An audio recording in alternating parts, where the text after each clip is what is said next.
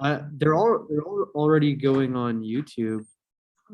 So yeah, like unlisted, but hello, hello. Okay, let's get started. So this week we're going to be talking about the Sanskrit language, also pronounced as Sanskritam. I'll stick to the pronunciation, the standard English pronunciation of Sanskrit today, not to take socio-political sides, but just so everyone can be on the same page for pronunciation. Okay, let's do icebreakers. For this week, we're going to be doing languages you speak and or favorite languages. They could be different things, right? Like my favorite language might not be a language that I speak, but let us start with Yashika. Okay, so I speak English, Hindi, like a little bit of Punjabi, but I'm kind of bad at it. And my favorite language, I don't know how to answer that question. I don't know. Are programming languages allowed? It depends. Say a programming language. Python. This is Python is a good language. Terrible. If you said like Lisp, if you said like Lisp Okay, or like brain fuck, SML better. No, SML is not better. SML is better. Yeah, SML like ass. We're just doing icebreakers right now, but okay, no, your answer just started. Great. I love this question. Languages you speak and your favorite language. Okay, sure, let's go to Anju, yeah. So I speak fluently English, Spanish, and Tamil, but I'm kind of like conversational in Hindi, Telugu, and Marathi, and then and Korean, I guess, and Japanese and Mandarin Chinese, That is wild. and German, Right. and then not French. French I'm beginner level in, along with Russian, Arabic, Bruh. and I don't even remember all the languages. I don't remember actually, but like, but that's like my passion. Yeah.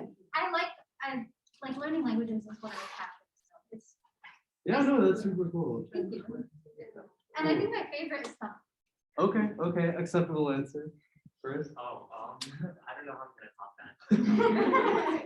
In English and Korean, I'm like London, and then I know a couple of words of Spanish from high school, but yeah, that's it. I can speak English and Hindi. I can understand Bengali. And my favorite language, I didn't have one, but after you typed the discussion question on Canvas, I spent like 2 hours reading about like Yes, let's go. Very interesting. Yeah. Itzkuil is this crazy language where like it's like an artificial language created by this guy named John Quijada. But like in Itzkuil, I don't know what I'm trying to draw. It's just like really complicated. It's like a really complex language. Yeah, Shakti. I only speak English and Tamil, and I think I'd choose Tamil over English. Yeah, we have two of the same answer I already. know. I feel Yeah. like conversation. I'm fluent, yeah. East. It's scripted. Shazadi. I speak English and Spanish fluently, and I like, okay, this is kind of dumb, well, you probably, but I like how people from Spain talk because they have like the lisp. Barcelona. Barcelona. And it like whenever, I guess I understand, like the differences between the accents in South America, like you can tell when there's somebody's from like a country. But then and everything's very like slang. Like when you speak, it's always almost slang. So when you hear like someone from Spain talk, it's like really official. Like refined. Yeah, it's like very, very proper and it's just the way they talk. So I think it's really nice. Yeah, no, like Latin American dialects of Spanish are super cool. What's up, John? There's like Puerto Rican Spanish where they turn the R's into L's. Like I don't know if anyone has heard like Bad Bunny, like when he's like singing, he says like lans, like comer. Thank you. I no longer need this. But like the R's at the end of syllables get put into L's. And there's like a bunch of interesting like phonological reasons we can talk about why that happens. But yeah, Spanish. Okay, interesting. Marilyn? I can speak English, Mandarin, and Spanish. And And I like any language that you can like make it with nice calligraphy. So like Chinese, Arabic. Yeah. Yeah, no, that's true. It's interesting how certain languages have like huge calligraphic traditions, but others don't. Like people try to do calligraphy in English, but like frankly, like the Latin script is just like not meant for it. Like you can try to do cursive, but it's still just like, been on r/handwriting. oh yeah, but it's not like calligraphy. It's just like nice handwriting to look at. But with like Arabic, they have like the whole fucking like, oh, like have you seen those? That's just wild. And like apparently they can read it. So that's crazy. Sid. What? Oh, I speak English, Tamil, and Hindi. And like probably my favorite language is Tamil. Yeah. Bruh, that's like the third That's all answer. yours, yeah. Dude, okay, I'll take it. I'll take it. All right. John. I speak Portuguese, Spanish. Chinese. Wow. Like I did not know you could speak Oh no, my friend was Portuguese. from Brazil. So cool. Oh, what? Portuguese. What and the I live in fuck? Texas, so Spanish is like great. I did not How know similar this. is, like Brazilian Portuguese. In Portugal? Yeah. It's very similar. It's mostly just like imagine the difference between American English and British English. Oh, Australian really? Is that English. It's like similar?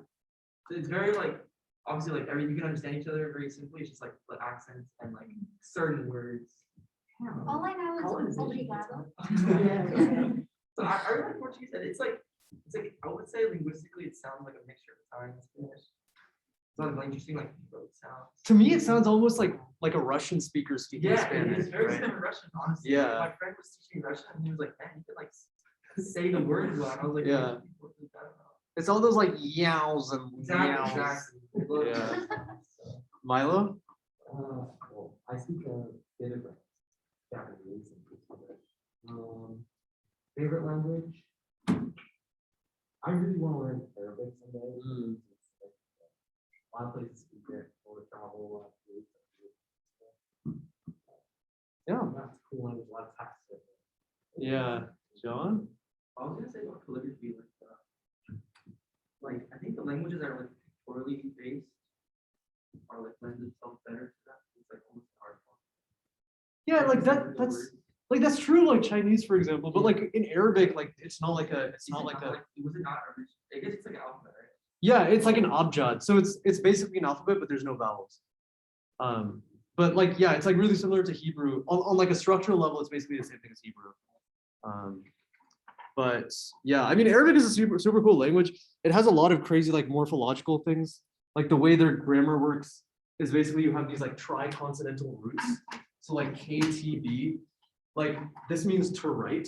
And like any like North Indian language speakers here can like do you like there's a loan word in your language. Yeah, exactly. And that's like a specific like instantiation of this root. But then you also have other words like maktab, which means like an office, like a place where you write. And then also you have examples like jihad and like mujahideen, like those are from the same root, like JHE. And like salam, like salamu alaikum, and like Muslim, like those are from the same root. So like it's a very interesting kind of like morphological, like the basis of grammar in Arabic is very interesting. It's different from anything in other languages. Okay. Any final thoughts here? What about yours? Huh? Oh. Okay, so like I speak like English, Spanish, and Hindi. I took like 6 years of Spanish in high school, but then I also speak like a bit of Chinese, like HSK like 3 level. Yes. You weren't in high school for 6 years, right? Oh, but like in middle school too, for like a couple Okay. years. Yeah. Having like 7th and 8th is 2 separate years? Yeah, like 2 That years. doesn't count, that counts as one. Okay, so 5 years of Spanish, fuck you to do it. And then yeah, a bit of Chinese and then Sanskrit. But yeah, and then I can like read French. Like I never tried learning French, but then like I go to like read these like manuscripts on like linguistics and stuff from the 1800s, and they're all in French. And I like turns out I can read them, so that's like kind of cool. Like kind of a flex, I guess, but like, Hey, you don't know any Marathi.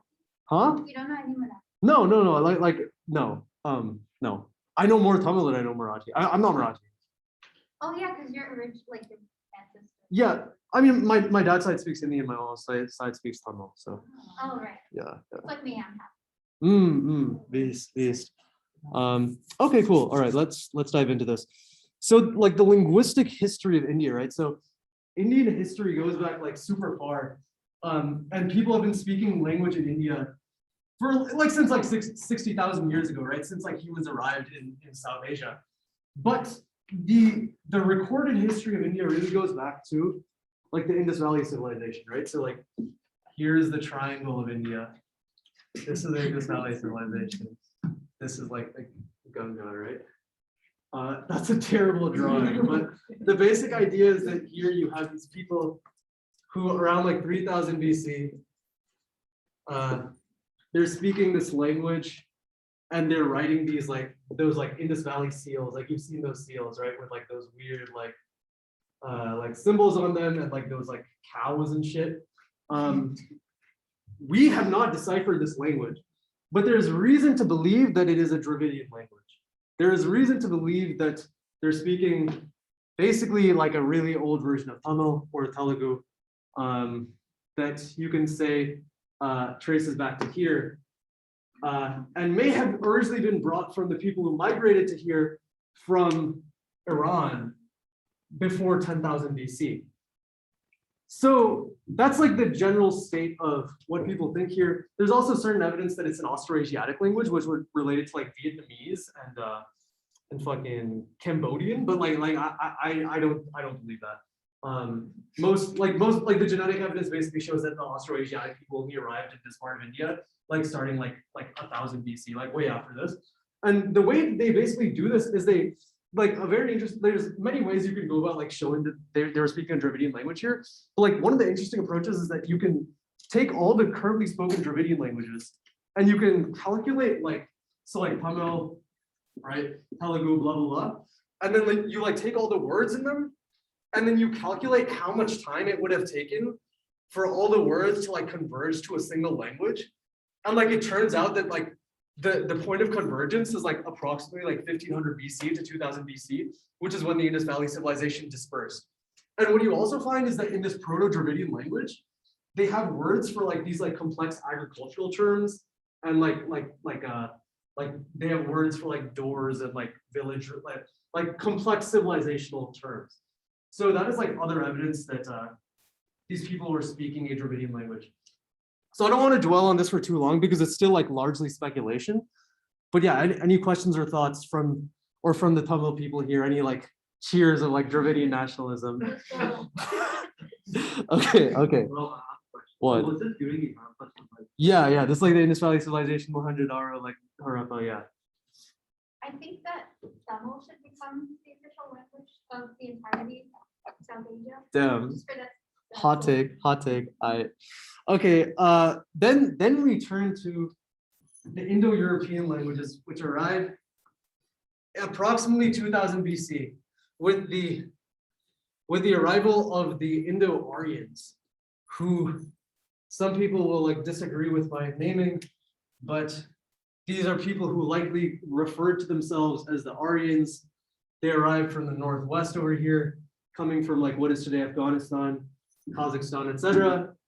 And they settle in the modern region of Punjab and Sindh.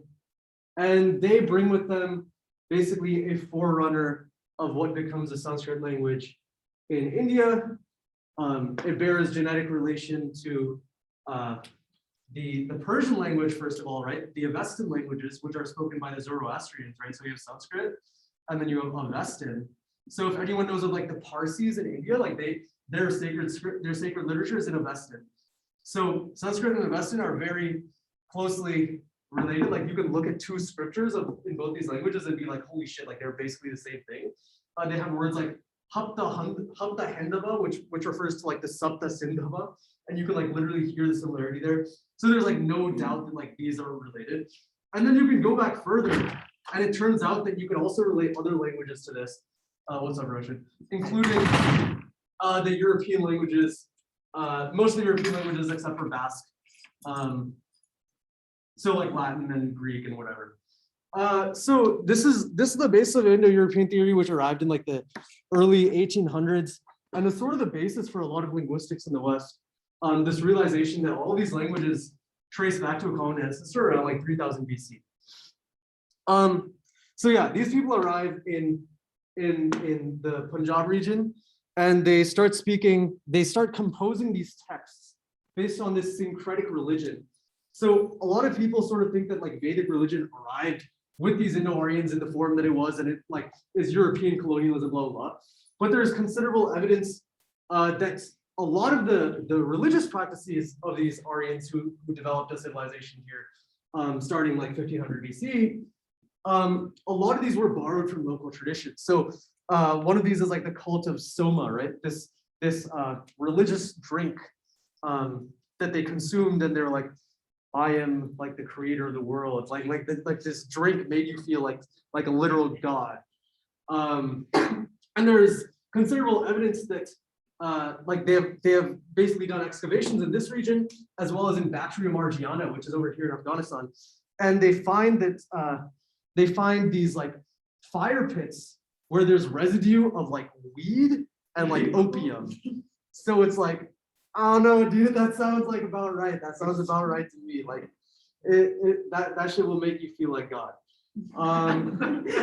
So that's what we have over here. This is the composition of like the Vedas, negative 1500 to like 1000-ish BC. This is a general like academic consensus. And they're speaking a language that is now termed Vedic Sanskrit because it's obviously very similar to the Sanskrit that comes later on, approximately 500 BC, but there's certain differences. So it's like sort of like Old English or not Old English, but like Shakespearean English and like modern English. So then around negative 500 BC, we have Carnegie. This guy's like insanely goated. He basically writes this like huge grammar that we'll talk about in a bit that formalizes Sanskrit into a clear grammatical structure that can be defined and like withstand the test of time. And it's his standard in his book that he writes, and this basically like algorithmic grammar. His standard, his like grammatical standard is what like withstands the test of time for the next like 2000 years. And everyone uses him as like as a source of the definition of Sanskrit. Let me make sure I'm recording. Okay, sweet, yeah. I got scared there for a second. Then there's also the Pali language. So around, by this time, Vedic Sanskrit had started diverging into a bunch of different languages, right? So that's the nature of linguistic evolution, right? So like in English today, for example, can you guys think of like examples of different like varieties of English that are diverging? Like everyone was speaking basically the same English like 1,000 years ago, right? But like today there's like so many different types of English. Yes. Yes, Pidgin English. Where is that spoken? Yeah, there's a lot of different pigeons, right? There's like Polynesian pigeon, there's Nigerian pigeon, guess mine. Huh? Yeah, Nigerian pigeon. Jamaican Creole. Yeah, Jamaican Creole. That like people think it's like broken English, but it's like an entirely different like way to speak English. Like it's a dialect. That's like Vernacular English, yeah, that totally counts. I actually, when I was like really into like constructed languages, I made like a constructed language that was like if AAVE like evolved like another 1,000 years, and it turned into this like monosyllabic like tonal language, and like that was a cool thought experiment. But yeah, basically the point is that languages diverge and evolve over time, right? They separate into separate languages. So what happened in India by this time is that the Vedic Sanskrit had evolved into a bunch of these varieties. One of them ended up becoming classical Sanskrit, this especially archaic conservative form. But then there's also Pali, there's like Magadhi Prakrit, and all these other Prakrit forms that arise in these last few centuries BC. Pali was the specific variety spoken by the Buddha and used in the Pali canon, which encoded the teachings of like what is now Theravada Buddhism. Then we have the Brahmi script arrives around negative 300. In the edicts of Ashoka, which we looked at last time, right? These huge pillars that this guy just like erected all over the place, kind of crazy. And it's sort of a testament to the fact that like this guy like pretty successfully like culturally, ideologically, and politically unified the subcontinent around like negative 300, 200 BC. And this like it was called the Pinman script because it like looks like these little dudes basically. Those are like actual characters, something like that. And basically this Brahmi script then evolves into all the scripts that we know today. So it like developed in like somewhere over here, I don't know, somewhere over here. And then it like disperses to all these other parts of India, and it turns into various things like the Tamil, the Tamil Brahmi script, the Grantha or whatever, and then Devanagari, etc. It even disperses to Southeast Asia, where it turns into all these other scripts like the Bhutanese script, Lontara, and what the Filipinos used, etc., etc. So the Brahmi script then arrives then. Then after that, the Prakrits then turn into what are called Apabhranshas, which are like the medieval Indo-Aryan dialects. And then you have modern Indian languages, which arrive out of that. You have the Mughals who arrive from the Northwest again, and they change a lot of these words into borrowings from Arabic and Persian. And that once again changes like the nature of these languages. So that's sort of a linguistic history of India. Any questions on this quick overview I did? Yes, Chris. Well, okay, so like I think it was like the first conversion diagram you showed, like you said like the linguistic experts to figure out like how long it takes. But like how does that process actually take place? Like is it like a continuous like process or like is there like discrete chunks for like a large part of the language or something that's wrong? Yeah, so like the specific structure of the Dravidian languages is such that you have Tamil and Malayalam, and those only diverged about 1,000 years ago. Then you have Kannada, which seems to diverge another like 1,000 years before that. And then you have Telugu, which diverges like considerably before that. Something like that. There's also an alternative hypothesis like this, but whatever. But yeah, you can construct like proto-Tamil Malayalam. You can reconstruct this, and you can reconstruct this. It's just that when you go back and take into account all the linguistic evidence we have for the Dravidian languages, you arrive at a point that's sort of about 2000 BC. Does it? So you don't have languages for like feedback. Oh yeah. As time goes on, they diverge. But like as linguists today, right? We primarily only have this evidence, so we have to go backwards. I wonder if somehow like. Oh no. There are historical processes whereby languages converge. So what you see in the Gangetic Plain over time is that there's multiple empires that conquer this entire region. So you have this process of leveling. So like that's what's happening today, right? All these dialects, especially like Bihar, etc., they're like basically being wiped out and replaced with like modern standard Hindi, which comes from the Delhi region. So you have this process of linguistic leveling, which can also happen. There's a question here. I don't know if it's too much of a tangent, but like what impact does Sanskrit have on like Chinese languages or dialect? Yes. Yeah, actually, we're not talking about that, so I'll go over it right now. So you have a lot of like borrowed words, especially in like religious vocabulary, but also like some agricultural vocabulary. So like pinkwo, right? Like that comes from like what is it? Bimba. It means like it's like a specific type of fruit. And then you have a lot of other religious vocabulary like Fojiao, right? Like Buddhism, like the fo in that is like borrowed from Buddha. But yeah, I mean, there were a lot of especially like religious and spiritual and like philosophical terms that were borrowed from Sanskrit and Chinese. On like the script itself. So this is definitely true with the Tibetan language. So I talked about the Brahmi script, right? The Brahmi script got adopted by the Tibetans over here, and it turned into their modern Tibetan script. There's also the Pagspa script, which was used by, I want to say the Mongols before they developed their current Mongolian script. And then, but the Chinese themselves never adopted an alphabetic script from Brahmi. There is certain evidence that the Hangul of the Koreans was inspired by like certain Brahmi ideas. And you can sort of see that in like the featuralism, right? The fact that Hangul has these very specific shapes that are supposed to correlate like with areas in your mouth.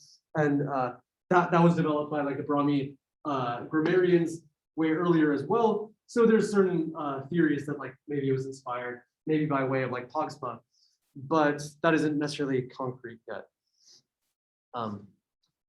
The Japanese Buddhists actually did borrow a script based off of Brahmi, from what I remember, but like you'd have to look into that more closely. Cool. Any other questions on linguistic history? Okay, cool.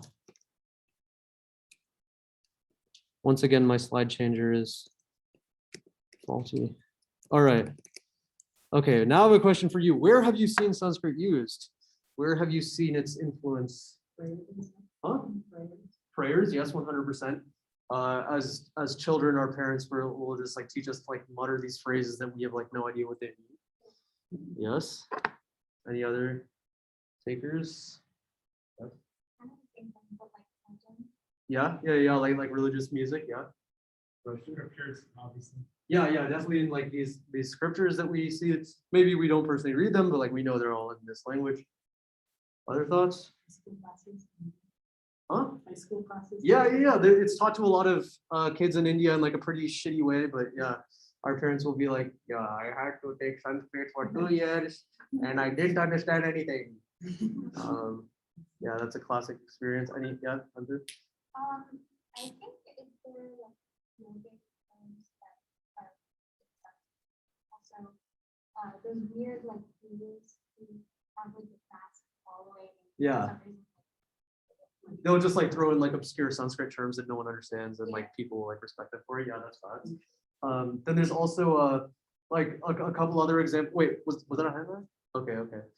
There's like in like Indian like government documents, right? You have like and like mottos and slogans and stuff. You have all those examples. But yeah, let's talk about the significance of Sanskrit real quick. So reasons to study this language, right? It was the intellectual lingua franca of like not a billion people, but like India has historically been like the most like populous like region in the world. So like sort of like the intellectual lingua franca of this huge civilizational region for almost like 2,000 years. And it was used beyond just religion, right? We sort of have this modern conception that it's just used in religion, but it was used for all intellectual work during this period, math, medicine, astronomy, etc. And languages that are spoken with considerable Sanskrit influence are spoken by over 1 billion people, right? So all these modern Indo-Aryan languages, right, that I listed over here, they all descend from, in one way or another, from Sanskrit. So sometimes learning Sanskrit can give you some hints into the vocabulary or grammatical structure of these languages. And then it's also contributed a lot to the vocabulary of like these Dravidian languages. So like Telugu, for example, I think 80% of Telugu vocabulary is like borrowed from Sanskrit, some crazy figure like that. Cool. And then another couple interesting reasons is that it kickstarted the comparative linguistics tradition in Europe with the development of Indo-European theory, which I talked about, right? So the Europeans knew that like Greek and Latin were like sort of similar, but the thing is, Greek and Latin lost a lot of features of Proto-Indo-European that you sort of needed Sanskrit to reconstruct. If you didn't have the evidence, so like let's look at this diagram, right? If we only had like this and like this, we wouldn't be able to reconstruct this like actual ancestor over here. So it wouldn't be like that mind-blowing. But once you get this additional evidence of Sanskrit, basically, you can construct this much more effectively. So that is like sort of the idea here that like Sanskrit contributed to the rise of historical linguistics in Europe, which then kickstarted the rise of structural linguistics as well through Ferdinand de Saussure's study of Panini. So if there's any people who are in philosophy, or I don't know if anyone's in philosophy here, but like linguistics and modern like continental philosophy, they derive a lot from the structural linguistic tradition, where you have this guy called Ferdinand de Saussure, and he wrote his dissertation on this specific grammatical structure in Sanskrit called the absolute genitive. But his work went on to influence the entire linguistic tradition of Europe for the next 60 years, and also the continental philosophical tradition in Europe, which basically focused on how these structures, these cultural structures, influence people and influence the decisions we make. Cool. Any questions here or other thoughts on significance of Sanskrit and reasons why you think it might be worth checking out as a language?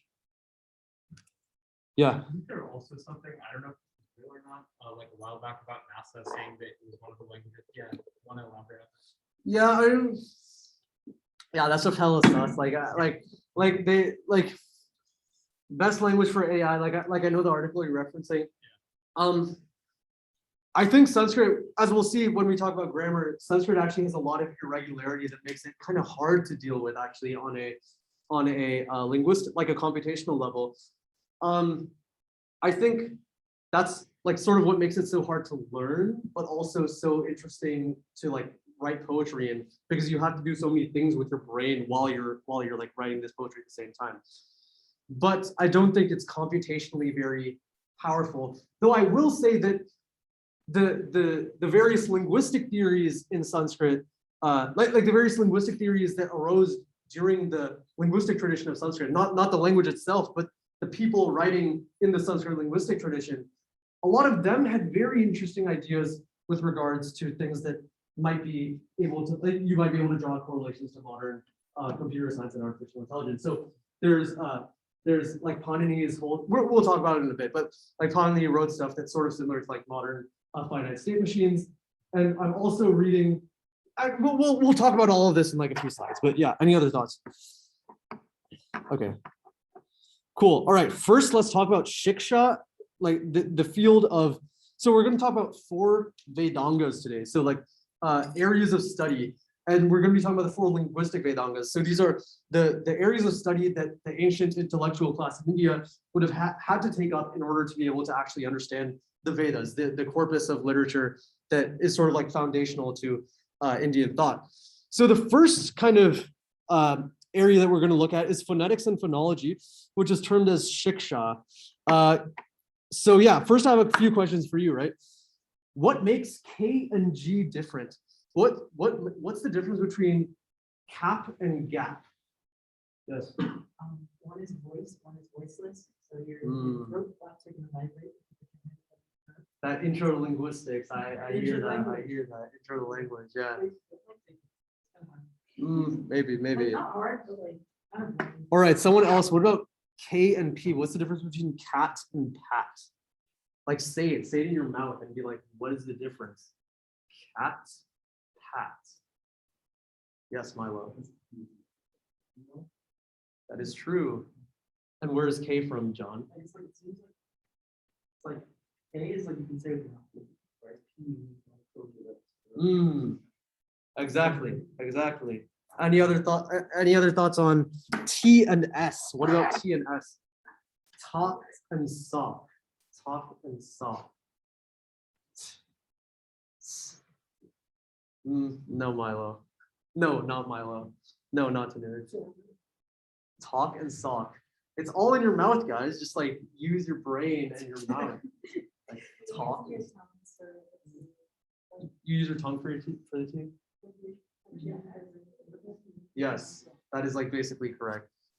Yeah, with the T, you're like touching the roof. Any other thoughts on that? With the T, you're touching the roof. With the S, you are. Huh? Sort of.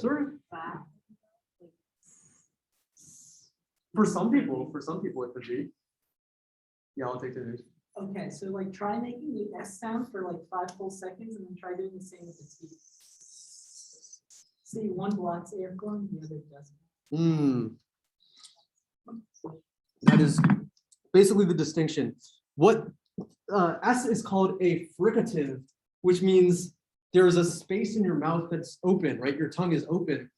There's a space between your tongue and the top of your, the roof of your mouth, and the air flows through there. And that's why you can hold it. Whereas a T is what's called a plosive, which means it stops. It stops the airflow, and then airflow is let go after that. All those other consonants there are also plosives. Yes. M is considered a plosive, but it's like a nasal. It's like a nasal plosive. Yeah. So this is like kind of cool stuff, and like I think everyone was able to deduce it here, right? But like, no one deduced this stuff apparently for like 4,000 years except Indian people. Like I'm sorry, but like it's true. Like that's like just facts. Like no one knew this shit except Indian people in like 1000 BC. And then like European people in like 500 AD or like 1500 AD were like, yo, what the fuck, like sounds, like where do they come from? But like, yeah, this like these charts like existed in India. And like, if you look at these, right? So like anyone who like learned like Indo-Aryan, or actually anyone who learned like an Indic language, like when they were growing up, the way they're taught it, like anyone who speaks like an Indic language, except for Tamil actually, because like Tamil's version is like missing a lot of these components. So like if anyone speaks like Telugu or like Hindi or like any Indic language except for Tamil, because like Tamil is the one that lacks like a lot of these sounds. But like you speak Hindi, I, or like do you know what I'm talking about? yeah, like, Okay. ka, ka, na, nya, na. Yeah. Yeah, exactly, right? Yeah, so like basically when you learn an Indic language, you're taught this like sequence of sounds that goes ga ka ga ga nga cha cha ja cha nya ta ta da da da. And it turns out that these sequences of sounds correspond directly to what? I can't make this sound. Corresponds directly to what is now known as is structured today by modern phonologists in what we call an IPA table or a articulation table. So basically on the top you have manner of articulation and on the left you have place of articulation. So place of articulation is like where in the mouth it's coming from, right? Manner of articulation is at the top and the bottom, right? These like fricatives and voicings, and that tells you how you make it specifically. So for example, we can go to like a voiceless dental unaspirated sound. Can someone make a voiceless unaspirated dental sound for me? Huh? No, yeah, duh. Close. Oh, Voiceless unaspirated dental. Yeah, ta. Yeah, I don't know where I heard that, but yeah, but that's the ta sound. The ta sound over there, right? Just like the flat T. What about a aspirated voiced retroflex? Most of you cannot pronounce this, but I'll take guesses. Huh? Close. Yeah, yeah. So the retroflex sounds are like a unique set of sounds. When people have these Indian accents, they add in a lot of these retroflex sounds. So like, hello guys, today I am going to talk about like they put in these retroflex sounds because like they're very unique to the Indian languages. These retroflex plosives. So the sound that I was talking about is the retroflex, the voiced retroflex aspirate. So that's duh. So basically these charts basically give us a very elegant way of looking at the structure of sounds themselves and where they come from in our mouth. And there are very interesting analogies that you can do as well. So let's look at some analogies, I think. Actually, we'll look at that later. So there's this process in Sanskrit specifically called a blout, or in Sanskrit it's called guna and vriddhi. So basically you take a vowel, and a vowel can be in many forms. So you can have a 0 grade vowel. So for example, we have the root bher, which means to like bear or to carry. And the root bher in the 0 grade is just bher. But then when we put it in the guna grade, we insert an A in there. So it goes from bher to bhad. And then the vriddhi grade is bhad. So it's pretty straightforward, but then you can perform these same processes for these other sounds, right? So if I have a root, like if I have the word guna, can anyone tell me what like the vriddhi grade of gurn would be, the syllable gurn? Any guesses? I definitely did not explain this enough, but like just try guessing. Like, so what is the vriddhi grade of the word of the sound gurn? Like Gurnaya? Huh?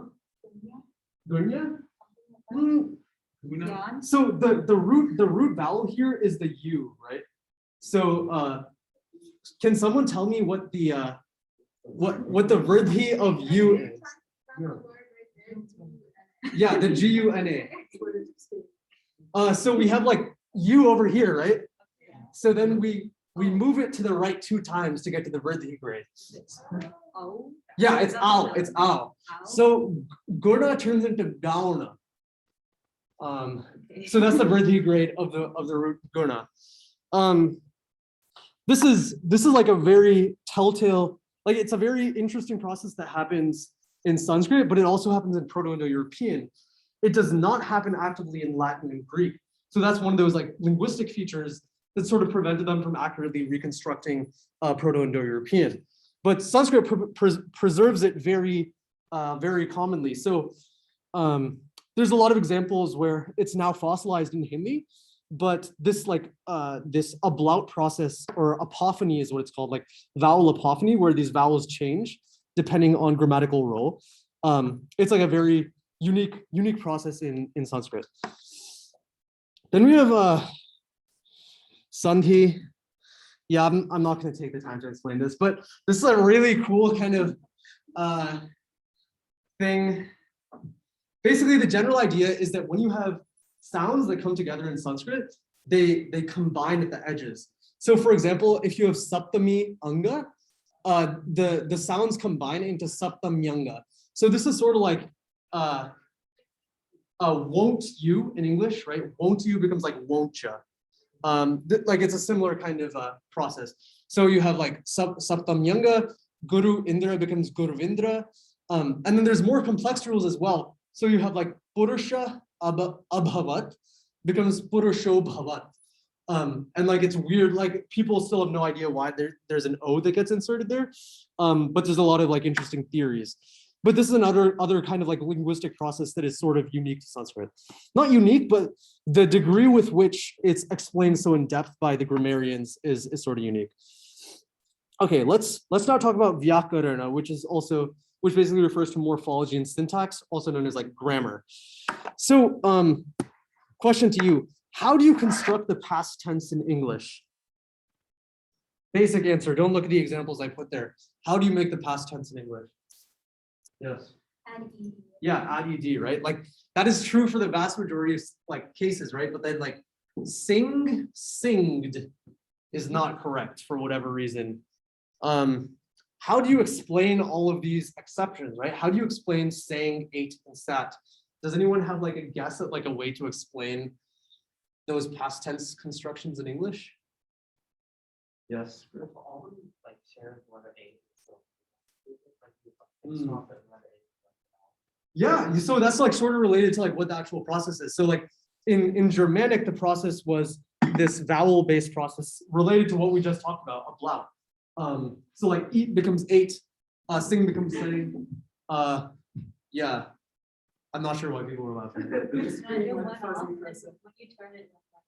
Oh, that's wild. But yeah. Okay, so yeah, yeah, so past tense. What about plurals? Can I get a guess for how to construct plurals? Yeah. This is a more general answer. It doesn't really apply to like just past or plural, but there's certain sounds that sound really awkward when you pronounce them in English. So there's certain rules where like if these two sounds come together, we say no, and change it to a different. There's a bunch of these rule sets. Yeah. If you like that, do take nature language. I didn't, but you know. Yeah, no, definitely. So that's like a theory as to why like certain certain verbs got preserved in their old verbal paradigms, because saying like eated is not as like phonologically like clear as saying like ate. So these are like fossilized versions of the old system in Germanic, where to indicate the past tense you would make these vowel changes instead of adding ed. What about plurals? Any guesses on plurals? How, like, does anyone have a nice concise rule to describe how to make plurals in English? Huh? Add an S, right? Add an S. Psych, oxen. Like, how do you explain that? Children, like there isn't even an R there. Like, where the fuck did the R come from? And then teeth and mice, like absolutely wild. So like, turns out this shit is like hard. Like language is like really irregular. But then like the Indians once again, 500 BC, this guy writes this fucking book and he like describes everything. Absolutely wild, absolute mad lad. Yeah, so he writes this like book in like 8,000 verses that like concisely and like perfectly describes the grammar of this language, which also has like a god awful number of irregularities. The guy just like lists all the irregulars like in like the right order for whatever reason. Oh, it's because I'm stepping on this cord. That's why. But so let's take a look at a few examples. So like first, let's take a look at the nominal system, which refers to nouns and adjectives. So like nouns and adjectives in Sanskrit have three genders, 3 numbers, and 8 cases. So basically, like if anyone studies Spanish, I'm sure you guys are familiar with the concept of genders. So like different nouns have like different genders. So it changes the way they get suffixes, etc. You can also have different numbers. So in English, we're familiar with singular, and plural, but you can also have a dual number. So like if there's like 2 of something, you can like say that in Sanskrit as like just like a specific suffix. Then there's 8 cases. So in English, we have a bunch of these like prepositions like in, from, of, etc. But in Sanskrit, those are all indicated with these grammatical structures called nominal cases. So like, let's take a look at an example of some of this. So you have these, so like these nouns are like by default going to be either masculine, neuter, or feminine. So like one masculine noun is gaja, which means elephant. So in the nominative singular, it's gaja. And then in all the other cases, it's all these other things. So for example, the genitive basically means like of something. So like of the elephant. So of the elephant is literally like gajasya. But then can someone tell me how I would say of the elephants, plural? Yeah, close. Gajanam. So those A's with like the lines on top, I should have explained this earlier. Having the line on top makes it like a long vowel. So that's like gajanam. And then I can say with the 2 elephants. How would I say with the 2 elephants? With in the case for with is called the instrumental. So how would I say with the 2 elephants? Milo? Huh? Yes, fact. Gajabhyam. That literally means with the 2 elephants. And the fact that's like grammatically specified is like kind of wild. Like when you're coming from like an English perspective. And then you do the same things for neuters and feminines. Okay, verbs. So like verbs are just as complicated as nouns, as if not more complicated. You have three persons. So like first, second, third, that's like sort of normal in Spanish. And then you have 3 numbers as well. So singular, dual, plural, and then 3 voices. Active, middle, passive. So that means like an active verb is like I killed him, and then a middle verb is like I killed myself, but like not necessarily. It can also just be like I killed, or like I slept. Sleep is a great example of like a middle verb. And then you have like passive, so like I was killed, but you can't say, for example, like I was slept. Like that's like not something you can say. So like certain verbs are grammatically just like one of these active, middle, or passives. And then you have tense aspect mood systems. Oh yeah, you guys can leave if necessary. Yeah, thanks guys. Yeah, they're all part of like a off-group campus that is totally not a fraternity that has like important work to do. But yeah, they have 4 tense aspect mood systems called the lakaras, which basically refer to like tense aspect mood basically refers to a combination of tense. Does anyone know what a tense is? You're probably right. Guesses as to what a tense is. Yes. Like temporal status? Yes. Past, present. Temporal status. What about aspect? Guesses.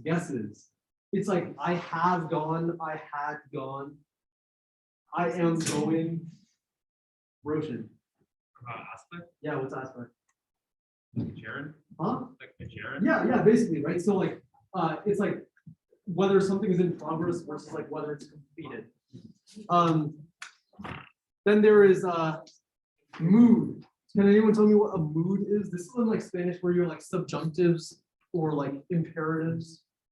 Imperatives make sense, they're like commands or questions. Yeah, exactly. It's like mood is a pretty good way to explain this, right? So it's basically like the kind of like pragmatic information you're trying to convey with this. So Sanskrit has like 4 broad TAM systems, and within each of those systems, you have a bunch more. So like within the present, you have like the imperfect, optative, etc. And so like all put together, you have like 10 paradigms in which you can conjugate these verbs. Then you have 10 verb classes. So it gets even more complicated. So like you can like each verb based on what specific verb it is, it falls into a verb class. And that verb class will tell you the specific way to construct a stem. And then once you construct the stem, then you can go and put it into a tam. And once you put it in a tam, then you can go and choose your voice. And then after you've chosen a voice, then you choose a person and number. So it's like sort of a long algorithmic process to construct a verb root. Does anyone want to see me perform this process with a verb? Yeah? That was like the wrong answer. Okay, so we have like the root bhu. So like bhu means to be. So this is like all verbal roots in Sanskrit are called dhatus and they're like monosyllabic. So we have the root bhu, right? So then first what you do is we find the verb class of bhu. So the verb class of bhu is bhu. It's like one of the it's like one of the preliminary verb classes. So it's like very easy. So what happens in bhu is that we take the guna grade. So bhu becomes bhav. And then what we do is we add the vowel a after it. This is called the theme. It's called a thematic root because it has this a, which is called the theme for whatever reason. And then after that, now we've constructed the stem. This is our stem. And then from the stem, we can now choose our tense aspect mood system.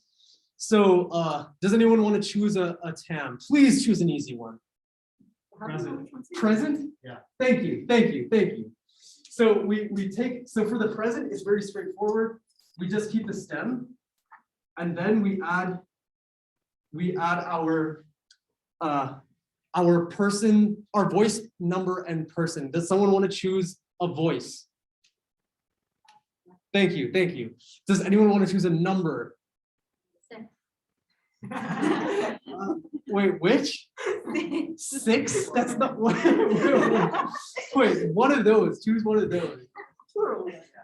Plural. Okay, good. And then persons. Second. Second.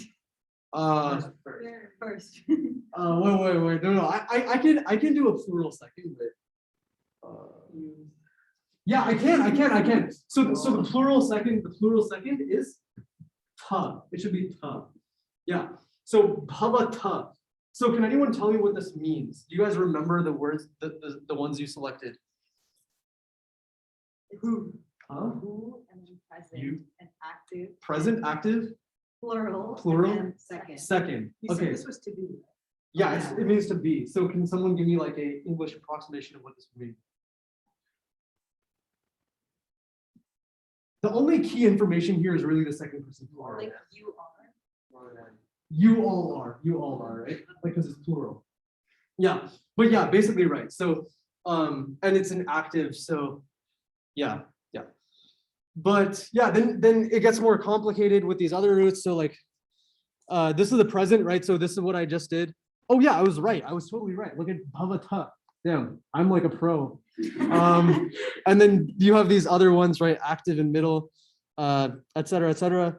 And then there's like the perfect. So in the perfect, you have this additional operation called reduplication, where basically, so the root over here is ker, like kr. And in the perfect, what you do is you take the first half of your root, and then you double it. But then because it's a k, you have this other rule which changes this k into a c. So it's like, it's kind of weird. Oh, and this C isn't pronounced like a K, it's pronounced as cha. So this like chucker. But with bhu, for example, the reduplicant is babhuva.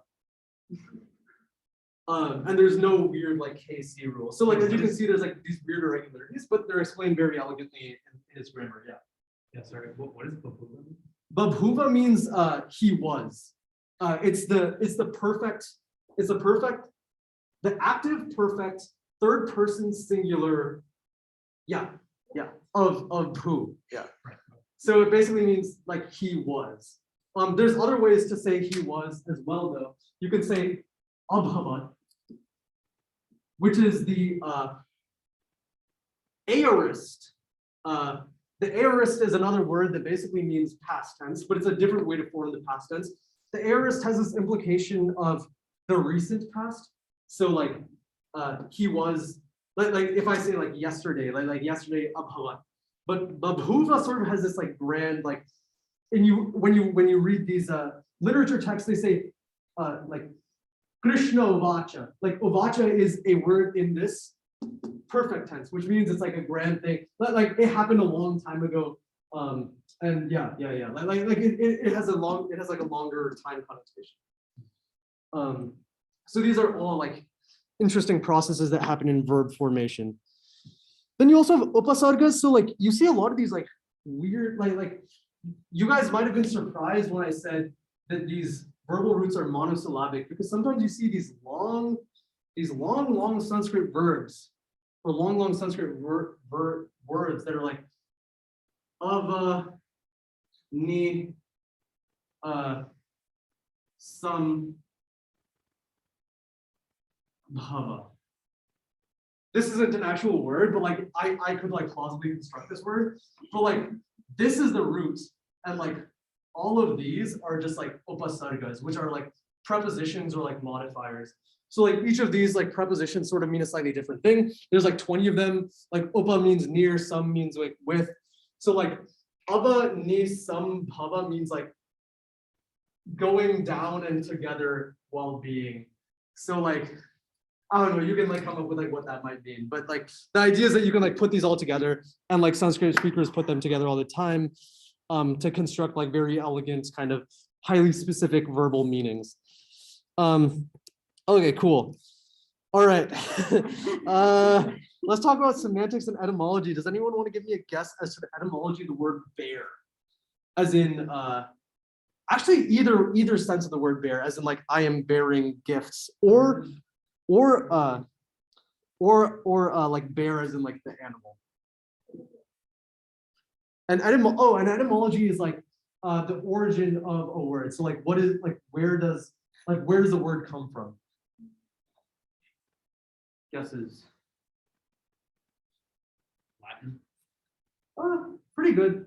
But this is actually one of the few words that is like not actually a Latin etymology.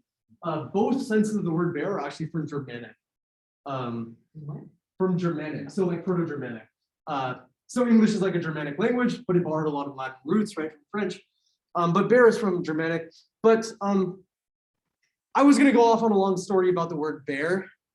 It's actually a very interesting story. You guys should search it up. The word bear, actually I'll tell the story. So originally the Indo-Europeans, when they arrived in Europe, they originally had this other word for bear called Kyrgios. Okay, and this turned into Ursus in Greek, and no, not in Greek. In Latin, it turned into Ursus, like Ursa, right? And then yeah, like the constellation. And then there's also a version in Greek. Does anyone know bear in Greek? It's something like that. It's like someone, yeah, search it up.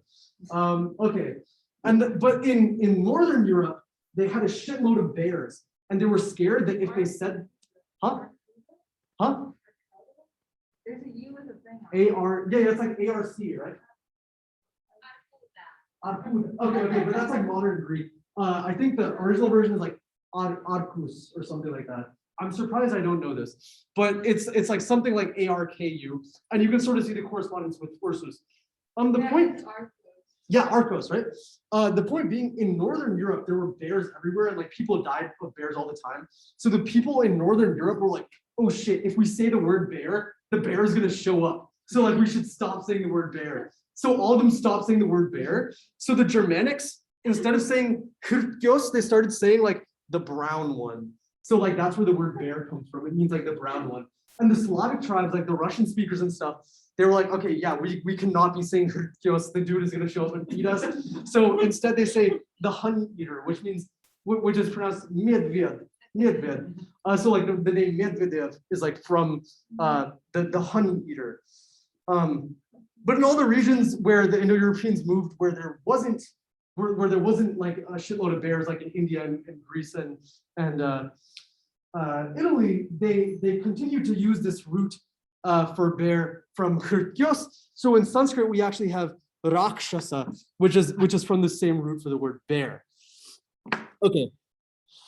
Then I have these three compound words: redhead, fuckface, and white collar. Can anyone tell me this, like, what is similar about these words? What is the underlying pattern here? you can think about it for like a minute. Like, what is the pattern between these words?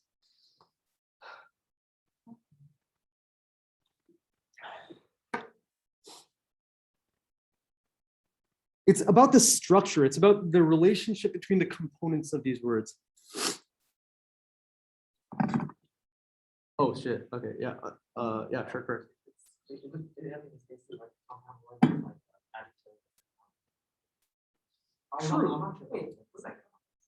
Yeah. No, true. This is right. But what about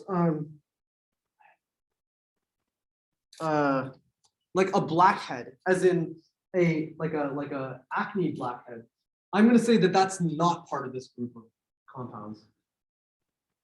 What makes a blackhead different from a redhead?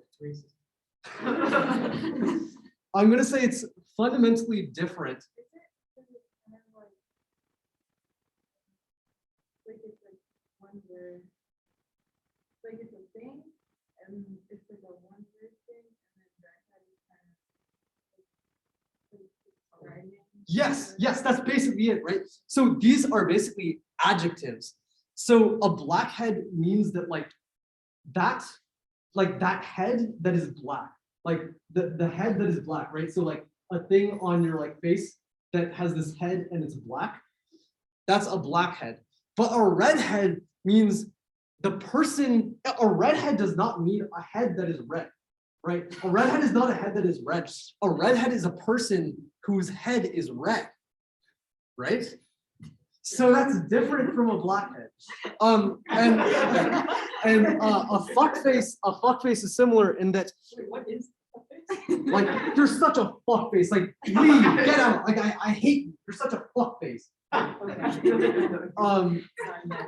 But like, like when I'm addressing you, I'm not saying that like you are a face, right? I'm not saying you are a fuck. Like, I'm not saying you are a face that is fucked. I'm saying you are a person whose face is fucked. Right? So It's so much better. right. So this is a specific type of semantic compound which the Sanskrit grammarians refer to as a bahuvrihi, which means much rice. So the Sanskrit grammarians divided compounds into like various types of compounds. So the first one is tat purusha, which is like dog house, right? It's like the house of the dog. Or in Sanskrit, an example is Deva Datta, which is a name which means given by God. So the object is the second thing, and it's modified by the first one. But the thing you're actually describing is an instantiation of the second element, right? So like a house that is of the dog. Then you have dvandva. So these, like, there's not any parallels of this in English, but it's basically when you have like two things and you're talking about them together, or like a broader set of things together. So like panipadam means hand and foot, i.e. like literally limbs, right? You have this in Chinese too, like feng shui, which means like the wind and the water, right? Which literally means like the environment, etc. And then you have the bahuvrihi, which we were just talking about, which means having y of x, right? So like what we just said, like redhead, right? Having a head of red, or having Indra of having enemy as Indra, right? So these are all examples. These are like different compound classifications that they came up with. And compounds in Sanskrit are very common, right? You have these compounds all over the place. So you need a good mechanism to understand how these compounds form and what the semantic intricacies are of these compounds, like what their underlying meaning is and how these meanings come together. Yeah. What about, Patanjali? Yeah. Doesn't Pat mean heaven and Anjali mean palm? So which one would that fall under? I think that's a Tat Purusha. Or I'm not familiar with his with the exact etymology of his name. Is it not Pata Anjali? Wait. Is it Patanjali or Patanjali? It's Patanjali. It could, I'm not sure. it could be, yeah, you might be right. But could mean a lot of things. But could literally mean like something that is fallen. But yeah, I'm gonna have to look into like the specific etymology of that. But that is like good homework. Like you should like look at that etymology yourself. That's why they usually depict him as like half snake, because it's like he wasn't of the earth. It's like he fell from the palm of the heavens. Oh, interesting. At least that's what I read. Yeah, no, that's super cool. Yeah, I'll have to look at that myself. Yeah, dude. This one's a bit of a tangent, but like different languages have super different styles of conjugation. Like, Uh-huh. some of them like sacrifice like a learnability for like being very efficient to Yeah. pair together. Does the like some languages being really hard to conjugate? Some people like theorize that it makes your brain work faster or Yeah. whatever. Is there any merit to any of that kind of stuff? Like if you developed a language that was just much more complex, so you could like say things that are very complicated very like quickly, would you think faster as a result? I have not looked into like psycholinguistic work on this, but like I'm sure there is. One interesting work is like certain languages are right branching and others are left branching, which basically in right branching languages, you have to store a lot more information until you get to the end of the sentence. And in left branching languages, you're presented with all the information and you can combine it as you go along. And it turns out the speakers of right branching languages like Japanese and Tamil, for example, turn out to have longer short-term memories than speakers of left branching languages, theoretically because they have to store all this information before they reach the end of the sentence. But I'm not sure, so that's like a syntactic thing. I'm not sure about like morphology though, like in terms of conjugational structure. Cool, any other questions up here on compounds or anything else? Okay. So like going back to etymology, right? Vedic Sanskrit got really hard for these, well, not really hard, but it became kind of obscure, right? Like Shakespeare in English by like 600-ish BC. So the tradition of nirukta or etymology developed to explain and interpret this poetry. We have this divide between synchronic and diachronic etymologies. So a diachronic etymology or diachronic in general means over time. So a diachronic etymology is one which describes where, like how an etymology evolved, like where like given a word, what did the word evolve from? Maybe like hundreds or thousands of years ago, right? So the etymology I gave of like bear, that is like a diachronic etymology. But we can also have synchronic etymologies, like even for this, right? Or like redhead, right? The etymology I gave of redhead is a synchronic etymology because I'm talking about redness and I'm talking about headness. These are all words that you and I can understand. They exist in our language today. And I'm talking about how these components come together in the language today as we know it. So synchronic etymology is about studying language as it is today. And the way that Western approaches to etymology have been primarily diachronic, but also focused on like the truth of this etymology, like where did this word actually come from? Whereas the Indian etymological tradition of Nirukta is sometimes more focused on like narrative value, right? So if I can find an interesting etymology that tells an interesting story about this word or the intricacies of the meaning of this word, then maybe that's worth something more than the boring actual story of where it came from. So those are like methodological differences in the Indian approach to etymology. I spent so much time reading to like write the slide. We'll talk about it when we get to the philosophy of language section, but basically there's very interesting theories as to how words come together to construct the meaning of the sentence. These are questions which are still being debated today. I literally have over here this mathematical linguistics paper, which has in it this phrase. Where is it?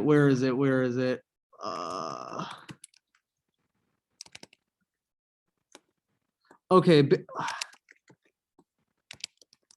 I'm gonna find it. No, I'm totally not gonna find it. Basically, you can the way that words come together to come, yeah, from meaning of words to a meaning of a sentence, like this phrase, like verbatim. I hope everyone can see it. This phrase verbatim, like exists. Sure, it's like a basic phrase, but like my point is that like questions about how the meanings of words combine to construct the meaning of a sentence is like a question that has been argued about for like thousands of years. And even the cutting edge of like modern natural language processing and like mathematical linguistic work is like still arguing about these questions and coming up with more and more sophisticated ways to talk about it. And around 800 AD, the grammarians of the linguists of the Mimamsa school were arguing about the ways that word meaning emerges from sentence meaning. And they have these two theories that have very specific kind of intricacies as to how they emerge. All right. This last section is fun.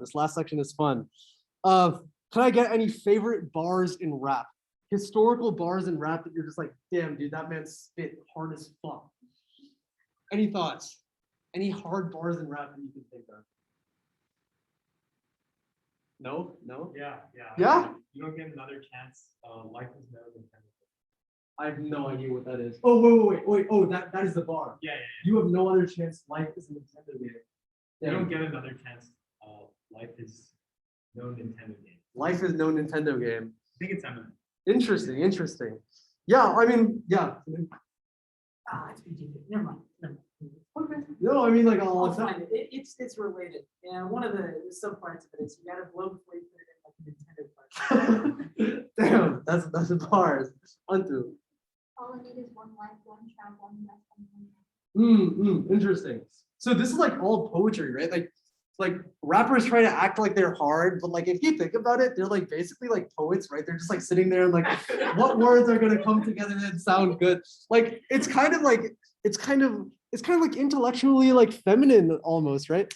But like let's listen to YNW Melly real quick. He wants fuck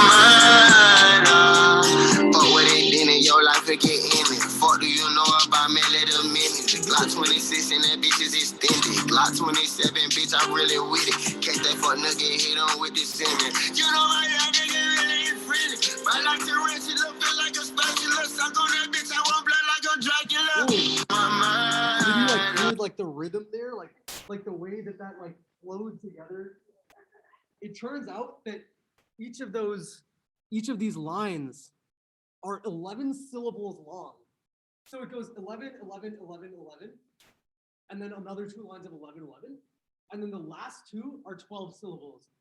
And like you sort of heard near the end, right? He switched flows to like ball like tarantula, flip like a spatula, suck on that bitch, I want blood like I'm Dracula, right? Like it switches into this like much more smooth flow.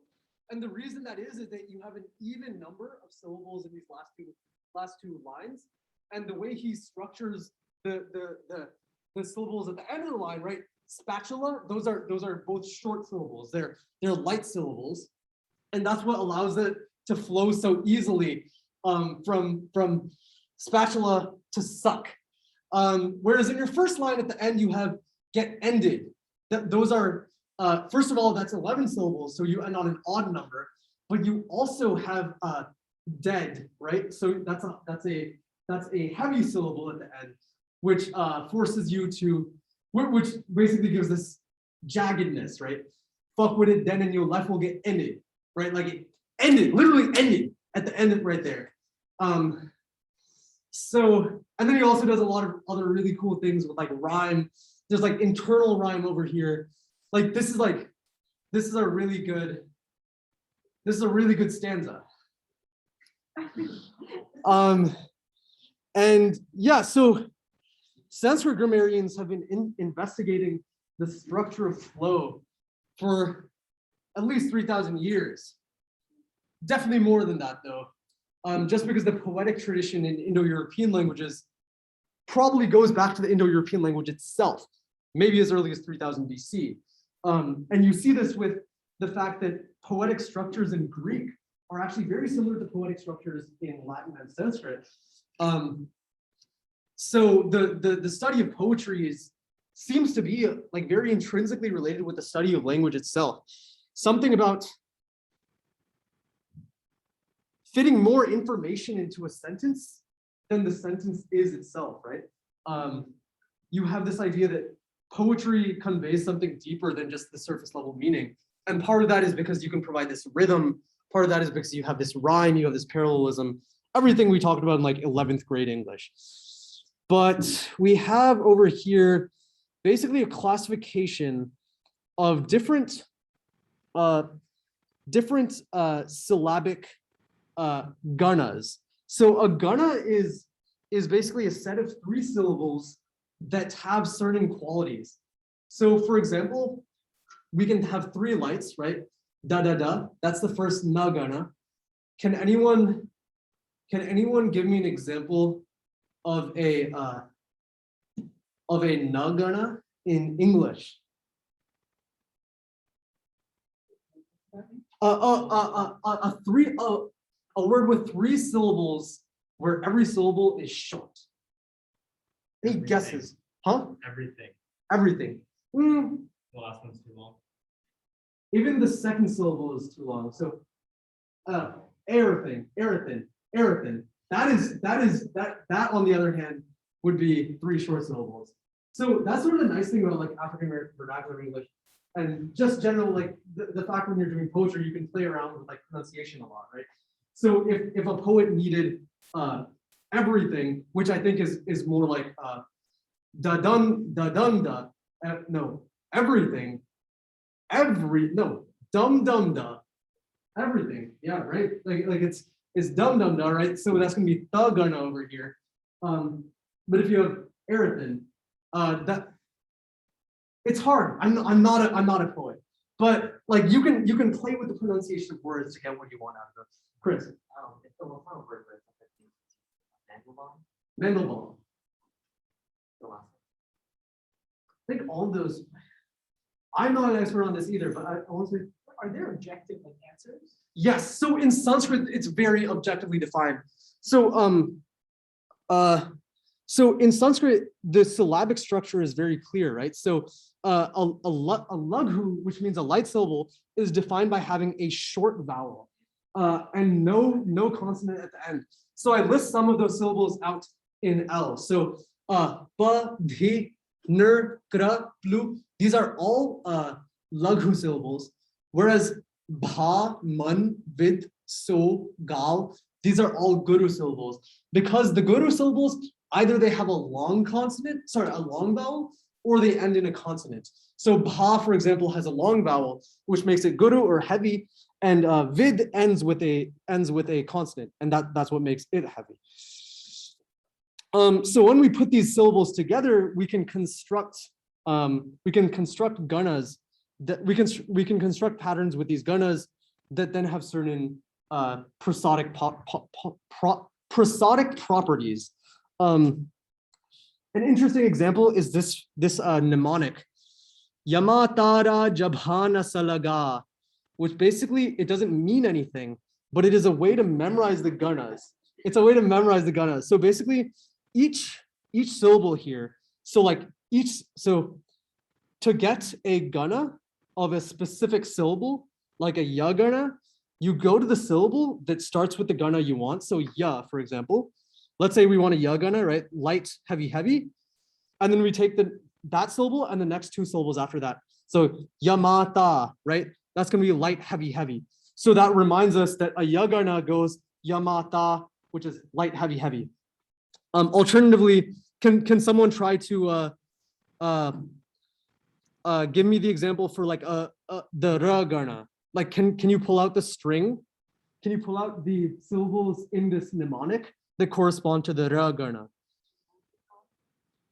Say it again. Yeah, Rajabha, exactly, right? That goes heavy, light, heavy. Rajabha. So, yeah, exactly. So all of these correspond to specific terms in Greek, right? And the Greeks in their traditional ugly fashion make up these like disgusting names. But we, on the other hand, have these beautiful mnemonics. So yeah, like imagine having like a fucking cretic or an anapest when you could just be like Rajabha, and they're like, what are these sounds? And you're like, nah, bro, it's a mnemonic. And it turns out that this is also a case of a specific combinatorial structure called a De Bruijn sequence, which were studied extensively in the 1800s by this guy whose name is De Bruijn. But basically what it means is that there's some like interesting combinatorial structures here that we'll talk about when we get to like math and in the Indian tradition.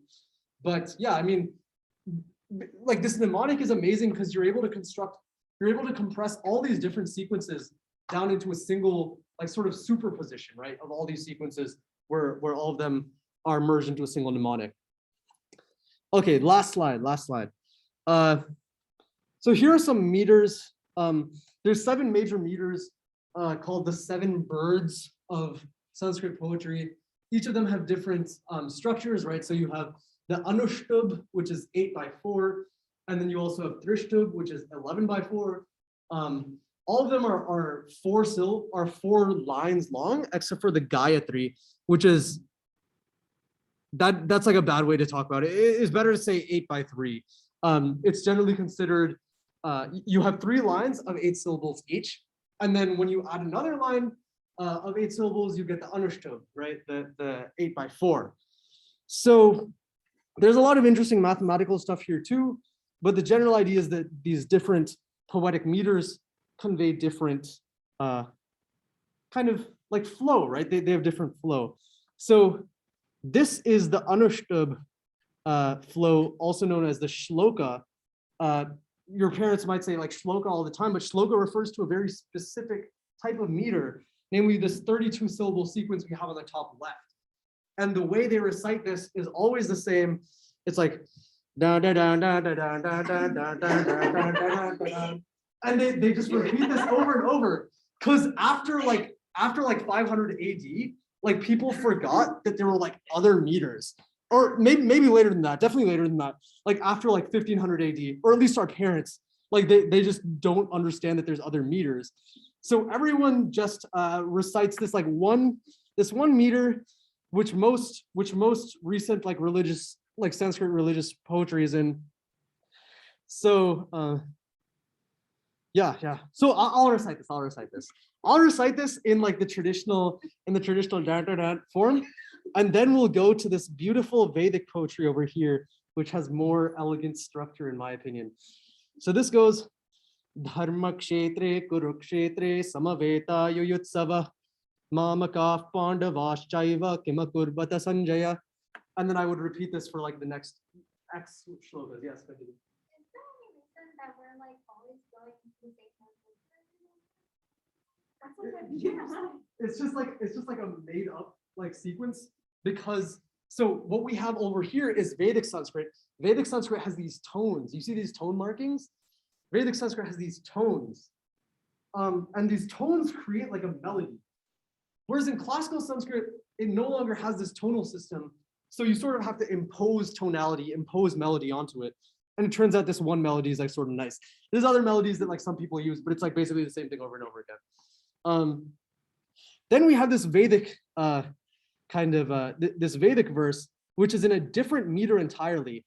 So like, can someone like try and fail to recite this with the same like musical pattern that I just used for this one? Because like you will fail, because like you can try, but like the melody literally just does not map onto this other syllabic structure. Does someone want to try it?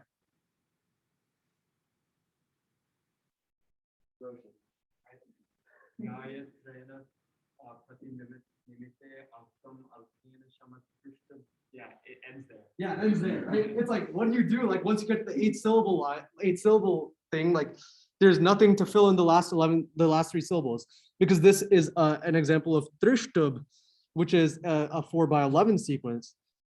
So there's some melodies people have come up with for Trishtub, but the correct way to recite Vedic verse is generally considered to be this thing called Samhita Patha, which is basically a way you take the tones. You see there's only one tone over here, right? Like there's only one type of tone marking, but when you perform Samhita Patha, you generate other tones. So every tone that you see on the script induces tones around it. So after the prati, the pra is marked for a high note, right? This high tone, but the ti after it will get like an even higher called the smarita. So I don't have this memorized. I'm probably gonna fail partly, but I'll like try to render this. Okay. Gayatrena pratimimite yarkam arkena samatraishtubhena vakam Vakena vakam dvipada chatushpada akshareena mimate saptavani. So thank you. So if you change to, so you can see how each of these tone markings induce these tones around it. So you saw how akshareena, right? The E turns into this thing called the dirgha svarita, which basically means it gets lengthened into two separate components. The a and then you have similar things. And then when you have a short syllable, right? So traishtobhena, because the U over there after trai is just a short vowel. It isn't traishtu, it's instead just traishtu. So these are all components of Vedic poetry. So Vedic poetry is very different in structure and melody from classical Sanskrit poetry. And I think in a lot of ways, at least compared to the way we see classical poetry today, of this like fixed 16 or 32 syllable sequence with a specific melody, there's a lot of ways in which I think Vedic poetry can sometimes be more stimulating. So I think that's where we'll leave it for today. We had some interesting discussion questions. I'm not sure if you guys wanted to talk about these right now. If anyone wants to talk about their specific discussion question, feel free to stay after class. Otherwise, I think I'll stop it for today. Yeah, this was really interesting. Carry over discussion.